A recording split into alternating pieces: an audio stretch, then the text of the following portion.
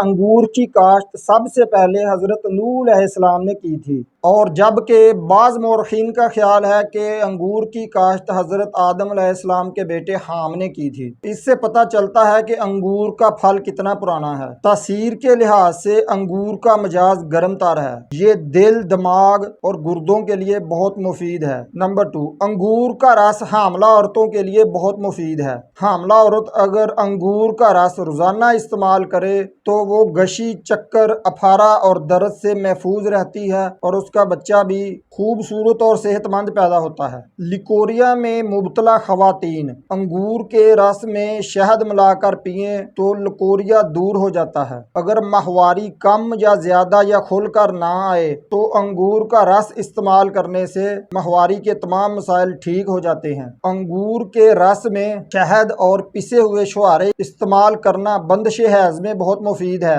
रोजाना 1 पाव अंगूर इस्तेमाल करने से गुर्दे और मसाने के तमाम मसाइल हल हो जाते हैं। जिस्मानी तौर पर कमजोर लोग अंगूर के मौसम में अंगूर का रोजाना इस्तेमाल करें और रात को सोते वक्त दूध में 1 या 2 चम्मच शहद के मिलाकर पीने से सेहत काबिल रश्क हो जाती है। अंगूर का रस फेफड़ों से बलगम को खारिज करता है। अंगूर के रस में हम वजन शहद मिलाकर पीने से खांसी बिल्कुल ठीक हो जाती है। रोजाना 1 पाव अंगूर खाने से कब्ज का मसला दूर हो जाता है। अंगूर खून से तेजाबियत को खारिज करता है। खफकान के मरीजों को गर्म अशिया से परहेज करना चाहिए और रोजाना अंगूर का इस्तेमाल करना चाहिए, और 1 पाव अंगूर खाने से उनकी बीमारी दूर हो जाती है। मिर्गी और हिस्टेरिया के मरीजों के लिए अंगूर एक खुदा की बड़ी नेमत है। मिर्गी के मरीजों को ताज़ा अंगूरों का रस 5 तोड़े दिन में 3 मरतबा 3 माह तक पिलाने से उनकी मिर्गी में फाका हो जाएगा। जिन छोटे बच्चों को प्यास बहुत कम लगती है या जिनके मुंह में छाले पड़ गए हैं तो उनको अंगूरों का रस